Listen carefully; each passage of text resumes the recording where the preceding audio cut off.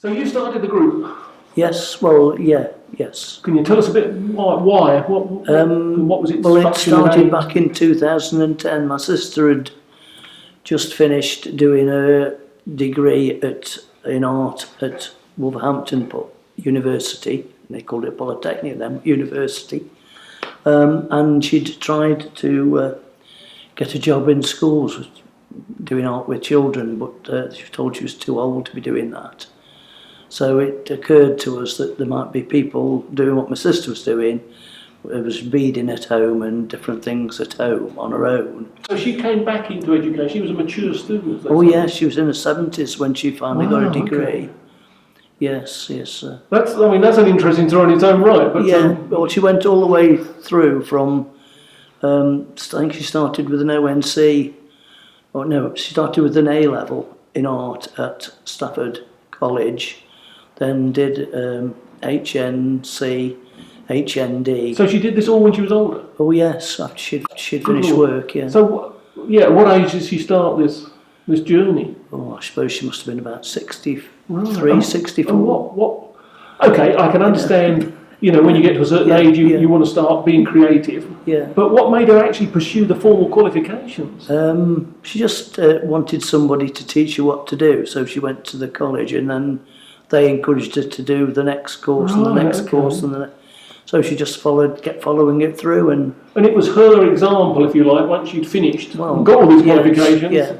But then when she was at Wolverhampton, they found out she was dyslexic, so they had to get her, because she had to do a lot of stuff on computer, and she didn't know how, because she couldn't type properly, because she couldn't do the words, so they got someone to do all that for her, and she had a computer and did a lot of work for her. So she wanted to put something back, and that's how it started. So I talked to somebody from Age UK, and they said, we'll give it a go. So we started at Bakewell Street, which is just up the road in the park, in the old bowling hut, and it just sort of snowballed from there, really. So we started that in October 2010. I wanted to put something back into life, because I'd taken stuff out in my time. So it's a question of putting something back into the community. My sister was interested in art, and we thought there were a lot of people who might be housebound, who doing stuff on their own, where they could be meeting other people and doing things with other people, and having some time away. If you're a carer, then you need some time away from that. And you take photographs yourself, don't you? I do do some photography. I haven't done much for quite a while now, but I used to. You showed me some fabulous ones of flowers in bloom. Yeah, I've got some photographs of birds in the main. It's my speciality, if you want to call it that. Brilliant. But take photographs of anything and everything, just what catches your eye at the time. So do you often have a camera with you? When I go for a walk, I used to do a lot of walking, and I used to take my camera with me all the time. And when I go bird watching, I take my camera with me, just in case you see something that's worth having a photograph of. Now I'm filming here, but of course I'm terrible at anything baby technical. How on earth do you photograph a bird? Isn't it difficult? It isn't easy, but I just have to try and find a hide or somewhere to stand where birds come. So you watch where the birds are, you gradually ease yourself down to where they are. Find something to lean against, because my camera lens is 500mm, so it's quite heavy.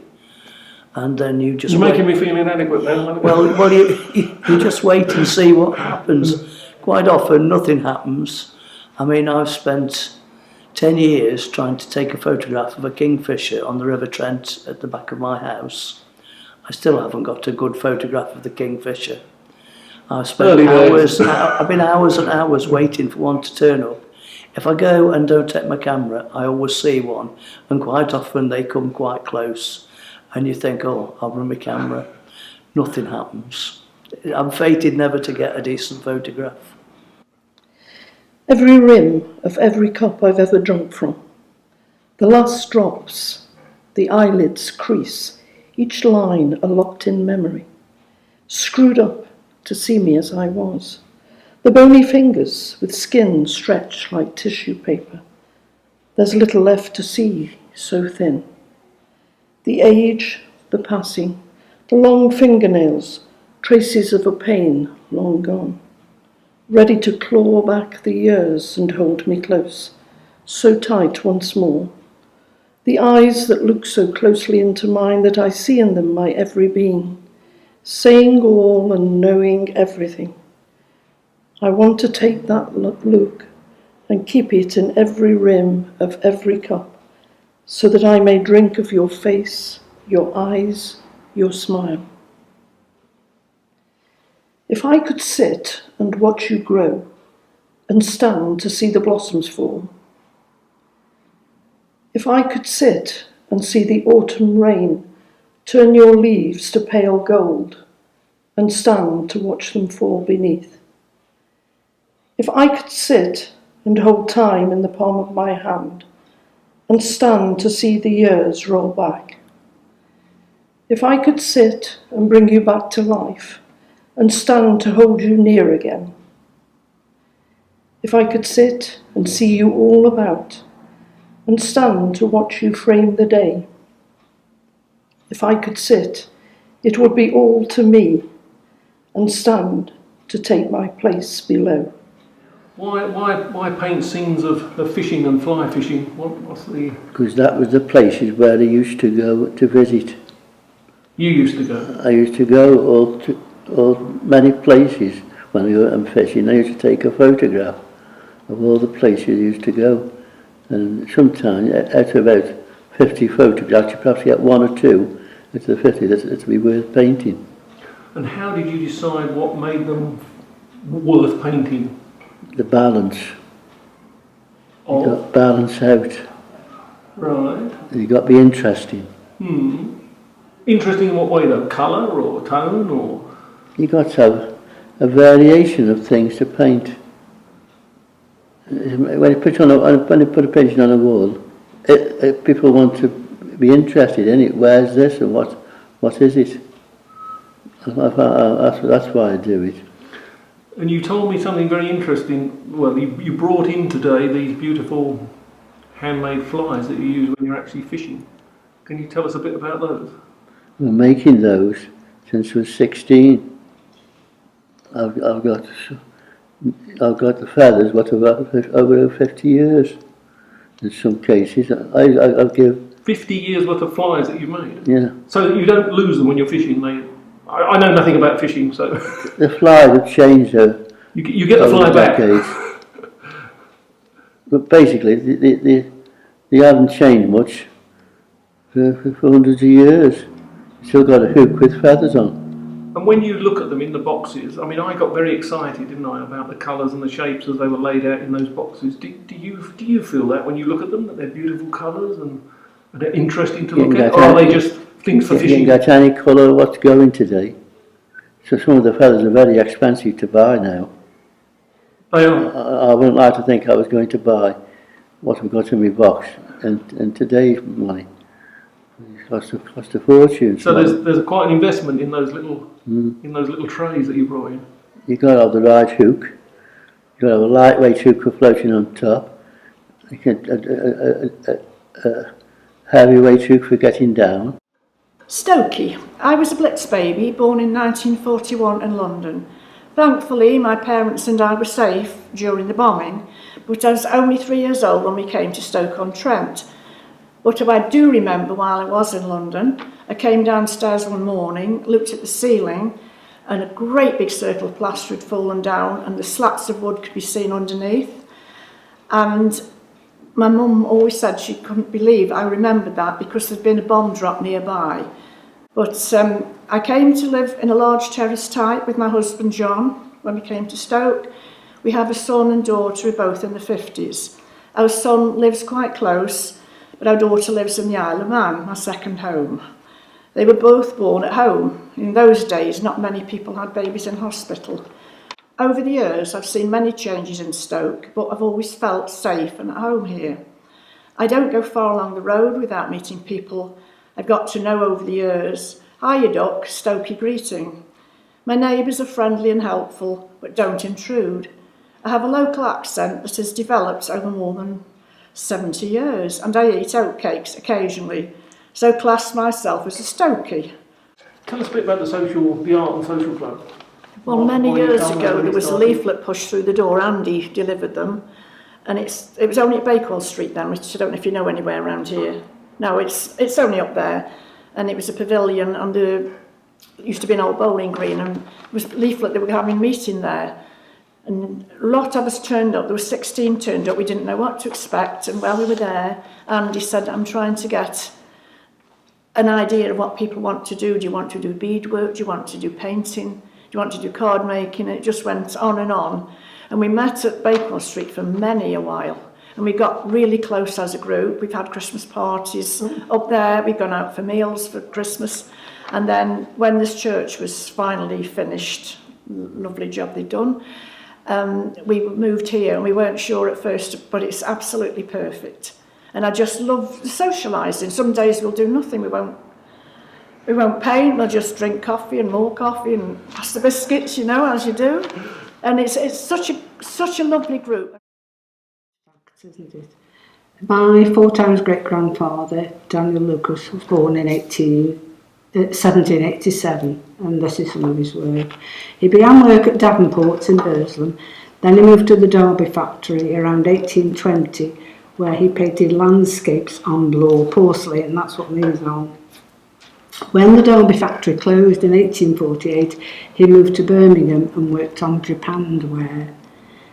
He painted landscape and cattle, which is this one, which was displayed in the Birmingham Art Gallery in 1845. He died in Birmingham in 1862, aged 78. Is it still in their collection, do you know? It's probably still there. Whether it's on display or not, I don't know. And it's on porcelain, you say, that one, even though it looks like a canvas. Yeah, actually, I'm not. To be honest, I'm not sure whether that is the right one or not. And then I've got another bit that says, his 3 eldest sons, John, William and Daniel, trained under him at Derby. John went to the Rockingham Works. Not much is known of him. He was very young when he died in 1833. I worked it out, he must have been about 24. Oh, right. As I say, not much is known about him. William was a gilder, China gilder. And my 3 times great-grandfather, also Daniel Lucas, which is confusing, so they call him Daniel Lucas Senior and Daniel Lucas Junior.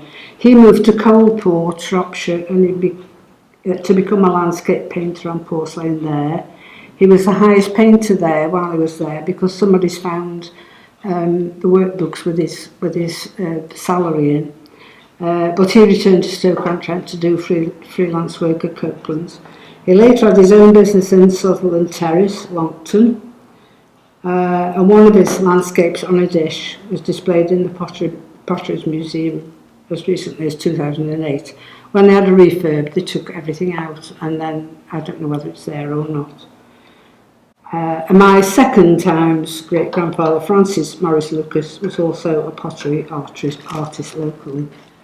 Then I started to look at all the children, and early on there was someone on the internet, because I used to, go on the internet to try and find bits of information about Daniel Lucas while it was all sort of, gelling, if you like, together. And a lady came and answered one of my queries, and she said she thought she could help because her husband's grandfather or great-grandfather was John Lucas, which was that one, I think, that went to Rockingham, must have been. Or was it Anne? It might have been Anne, the daughter. And yeah, I think it was Anne. So she told me a bit, and she told me, because nobody knew where he died, where he was buried, and she told me where he was buried in Edgbaston. Have you enjoyed doing the research? Oh yeah, it takes years, yeah. Is that, This is just a quarter of it though. because you've got four sides. I'm curious now. At first I was interested in whether it would inspire you with your arts and crafts work. Now I'm sort of intrigued as to where does the interest in research come from? Is that explained by previous employment or other things you've done, or is this taking off as a thing in its own right now? Just wanted to do it. And then again, while I was doing it, somebody else came online and asked me. He told me that his great grandfather was Daniel Lucas, and he was descended from one of the daughters called Millicent, and he was researching too. He lived in, not Birmingham, he lived in Newport, which is near Birmingham, and he commuted to Birmingham each day. When are you going to write the book then? So, can I start from years ago, ever so quick? Because it was my mum that was basically the one that's got me going. She loved music. She didn't start singing until she was in her 20s, and did all the Gracie Fields songs, the biggest hits in history, so on. And she decided then to do a little village show for the village in Torpits, which is where the photograph that you've got with the float. Right, okay. She made the crown's retinue, the cape, the gowns, all the clothes, dressed the float and all that. And then as years have gone on, she went on the stage to do Singing Around and started asking me if I would go with her, because I've got a few problems, and she said, come on, come with me. So it was a family affair, as it were? Well, yeah, my dad wasn't involved at first, but he ended up being my mum's roadie as far as she went round the clubs. I didn't do that. And then she said, we're going along to the old time music hall, and from there she said, come and have a go. And then my daughter said, come have a go. And then somehow we And what sort of parts would you do, as it, or play, as it were? Just as a matter of, my daughter sang with plastic plats on. That one about the doggy. Daddy wouldn't buy me a bower. Oh, right, yeah. That with a skirt up here, but she's 5 foot now, in a dolly skirt. I did one where, comedian again, where I sang totally tone flat deaf. On purpose? The ice cream one. O Solomeo. Right. The song for that, and I did it with part of my dress stuck into my knickers and my bra strapped down, and I'm standing there doing this as a comedy. And then I sang in the choir because I can't sing. But that was, my mum started her own little group then, because the old the Newcastle old time musical kind of went its own way. It outgrew itself, if you know what I mean. Right. So one or two of the people in there, she said, do you fancy coming along? And she did a few different plays, and that's how it come to be that we did the Valiant Years, one or two other shows, mostly for the charity of wherever we did, like Crewe or Audley or wherever. We just did one for there. But my mum did some sewing, I did some sewing, the dressmaking just helped along with ideas of how to do things. But I'm 4th generation of sewers. Right, so you used to make costumes for the production? Yeah. Because some of them are quite, I mean, I've seen the photographs, they're quite intricate. Yeah, I mean, but the productions, they're not, if you think amateur productions, you're not thinking right at all. There's a lot of people on that stage, and it looks quite Newcastle Operatics, that was. It looks pretty high quality stuff. And of course, you had famous people in the chorus, didn't you? In the old time musical, the Newcastle Operatics is where I did the Merry Widow, which is, you've got the photographs. We all look like Dalton figures. I didn't make anything in there, but it was possible that I could have. I'm capable, and so is my mum. But over the years, I'm not qualified, not by a long chalk, never been night school for anything. I've just sat next to my mum, next to me gran, next to me nan, and sewed. So who was the famous person you had in your production once? when he was very, very little? I can't say it was anybody famous other than Robbie Williams and Chitty Bang Bang. Did he have a big part? He ended up being famous. No, in the end he did, yes. I was wondering what role he played in Chitty Bang Bang for you. He was the little boy, Right. but he was the main one of the children of the professor that made the car. But I tried to teach him to dance, but he probably was 10, maybe 11. But he wasn't very interested in dancing then. I mean, it was his mum, and he came along, and then it'd be just join in, or can you do this, or just make the numbers up and stand at the back, or you be one of the kids in this, or whatever. And he grew from there, so he kind of disappeared after that. And to reappear, Big stand, the sewing. Okay, so that sort of takes us nicely on to this this dress that you're holding at the moment. Yeah, this is one that I made about 20 years ago. It's one of a bridesmaid's dress that my mum always said, if you can do a dress inside out, you can wear it inside out, you've made a good job. So that's the inside. If you can do that one. Let's zoom back a bit and we'll get a bit of the dress. That's inside out. So,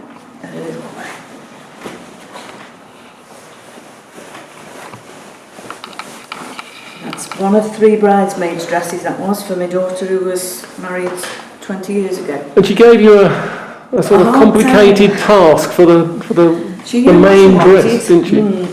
She's 5'9", beautiful girl, but I've got to say that because she is. Yeah, you're allowed to say that about you. Yeah. My daughter's she gorgeous as well. wanted a dress that was to show her figure off at the night time, to still wear the dress that she chose and I made, so that all her friends who weren't at the wedding day could see her at the night. So we had the North South hotel there with the big room because they both got lots of friends. And she said she wanted a dress that she could grab hold of and look as if she was running down the stairs like in the films. So I said, yeah, go on. This is the trouble with the theatrical, background. You see, they're going to get ideas. That's the trouble. Yeah. So on that, I made a swag that's basically a design of curtains, with 2 hooks on the side seam. Made the train at the back, but all this, to be fair to my mum, who isn't here anymore, she helped me as well. We went to a mould and got about 8-9 yards of DuPont silk, and to this day my husband doesn't know how much it cost me. How much did it cost? No, I'm not saying. We sat patiently sewing all these appliques on, and the bit at the front and then the bit at the back. On a wedding day it was a case of take this off and take that off. So there were detachable bits on this dress to fulfil this complicated function that she wanted you to as you look at the problem back of to the solve. dress, all the appliques, the decorative bits were all down the back, so that at the night time it was like an evening gown, so that she could show everybody her dress. See, that would make a lovely project for an art college, a fashion, because it's a little design brief, effectively. And was she happy with the way you? Yeah. Was your client? Did you satisfy your client? I've had a few since then. Oh, right, so okay. I've made 1 or 2 since then. Not as big and bold as that. It was a beautiful morning, and my father came in my bedroom and said, "You better get up, I think the war has started." There were lots of planes flying, Dutch planes as well as German planes, shooting at each other. And he said, "We're going to have a look," which was the most stupid thing we could have done. So we got on our bicycles and went to have a look. And the Dutch soldiers were lying in a ditch, and I was pointing at them, and my father said, "You better not." And one soldier shouted, "Don't point at us, because the Germans are coming." And the Germans had not come by road, they'd all come by air, of course. They were all dropped, parachuters. Our milkman came, and he said, "I'm sorry, I haven't got any milk because the Germans have already milked my cows." So they were dropped in his field because we had a big military airport near us, which is Leiden, which is the oldest university town in the Netherlands. And they'd already been all to the airport, of course, and the airfield from Valkenburg, actually, in the Netherlands, on the west, almost on the coast. So we went to have a look. Then later on we came home. My father was an air raid warden and was standing on the windmill, huge windmill. And 2 days later, when the Germans bombed Rotterdam, we could see Rotterdam burn. 4 days later, we capitulated. And of course, the Dutch Queen and her government went to London. And we had the invasion of the Germans. I find it fascinating that you went out on your bikes to look at the start of the war. It's like where normality clashes with historic events, isn't it? And of course the Germans didn't have enough barrack room. So one officer came and knocked on everybody's door in the street where we were living and said, how many people live in here? How many bedrooms have you got? And I was an only child, we had 3 bedrooms, so he immediately said, you're getting a German soldier. So we had a German soldier staying with us. Everybody else in the street had 1 or 2 soldiers, some officers, some soldiers. We had a young man called Johann Schulz, I still remember his name, who was only about 19, who came from a farm in northern Germany. He didn't want to fight. He went, he got some leave later on and came back again. And he wasn't happy coming back, would much rather worked on the farm of his parents. Eventually he went to Russia, and I believe nobody from that group that came to our town never came back. Oh, right, okay. You know what happened in Stalingrad and places like that. So did you feel sympathetic to him to a certain extent? He did, to start with. He was also put in a we didn't know what odd situation, as it were. To start with, we were quite sympathetic. And my father was very proud of his Roman city, Leiden, so he did show this German soldier around one day. And then we found that people frowned upon it because he thought he was a traitor, really. So he never did it again, but he was pleased to show his historic town, really. During the war, of course, we realized it was getting far worse, and we were being bombed as well, because very often we had the V1 and the V2, and the British already knew where they were very close to us. We heard them go off, going off to England, of course, and we could tell by the sound if they were going the right way, which was to Britain, of course, or whether they were falling back, and some of them fell back, which was really, really bad. And how did you come to be in England? After I did sort of the equivalent of A-levels, I applied for a job in the hospital and I became a radiographer. After I qualified, I'd already met people in England through the World Friendship Association, which was an exchange group of young people. And they suggested, why don't you come to England for a year? So I came from Holland, from Leiden, as a qualified radiographer. And when would this have been? Pardon? When would this have been? 1957. 57, right. Because we were very short of radiographers, same today. I was going to say, we probably are again at the moment. I know. So I worked in High Wycombe in Buckinghamshire in the hospital, and had a permit for a year. The hospital proved that they couldn't get an English person who had applied for the job. And so that's why I got the permit. Every month I had to go to the police station, to the aliens officer to show I was still there. I got an extra permit for another year and worked in Eastbourne in the hospital there. Another qualified job, fortunately. So then I met my husband, and after 2 years we married in Holland. From there we went for a year to Sunderland, where I worked in Seaham Harbour and in Sunderland Hospital. So you've done a UK tour almost, haven't you? Then we went to Aden, to the Yemen, where my husband worked as a teacher with the RAF, RAF school and pupils. And from there, after a few years, we went on holiday in Kenya. Lovely time, of course, it was sunshine all the way around, hot as well. And then we went to Lincoln for 5 years. And from Lincoln in 1971, we came here where my husband got a job as a school counsellor. So how did you meet the Queen then? Could you show me a picture of you and you meeting the Queen? I became a volunteer for Home Start, which is an organisation to help families in crisis. So one day the Queen came to Stoke-on-Trent, to Henley, and they asked me to be put forward to be presented to the Queen. So we were presented, the organiser and myself and one mother who had also been helped by Home Start. So we were presented to the Queen as well. And what brings you here to the group that Andy started? Well, my husband died in April, and I've been through a quite traumatic time. And I felt I had to get out and do something. And then I read the advert in the Sentinel, in the local paper, about this group.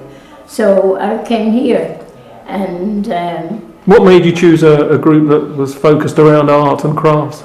Because I like art.